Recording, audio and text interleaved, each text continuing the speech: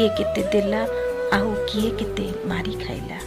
मात्र एमाने बुझंती भल पाइबार भाषा। खरा बरसारे सेही छिंडा जरीपाल आउ निस्व बाजभाईंकर चारिकड़ घूरी बुली थांती। बरसा हेले सेमाने दौड़ी आसंती एही छिंडा जरीपाल तलकू।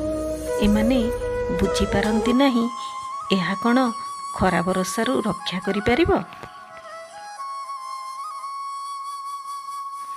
पाटी न खोलिले भी एमानंकर भाषा जो माने बुझी पारंती अंतत पक्षे से माने चोर डकायत एवं बेईमान नुहंती।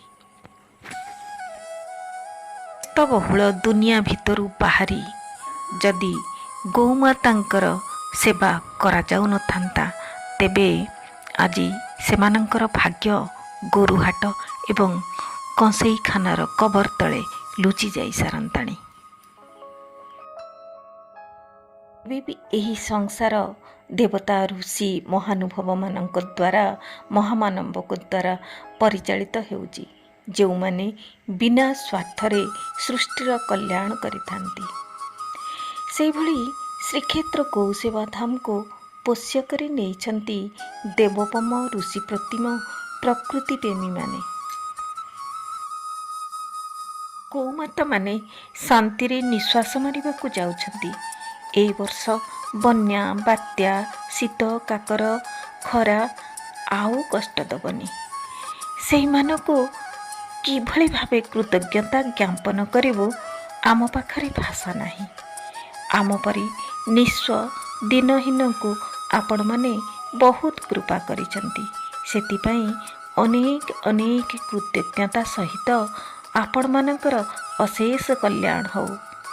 आपण मानकर रोग शोक दुख जंत्रणा सबू दूर को चली जाओ। मुंड उपरे छातटिए देई ग्लानि अनुभव करंतु नाही। समय आसीबो एही अर्थ आपणक निकटकू शतगुणा है फेरी आसीबो। गौ सेवा व्यक्ति और स्वार्थ केंद्रिक नुहे। राग द्वेष अभिमान घृणा सम्मान तथा चरित्र अन्वेषणर केन्द्र नुहे। लाभ क्षतिर व्यापार नुहे। यह सार्वजनीन और सर्वव्यापक एक निस्वार्थ सेवार ज्वलंत निदर्शन अटे। आंभमानक पई आपण माने हेउचंती देवतुल्य। आपण मानक चरण रे कोटि कोटि नमन।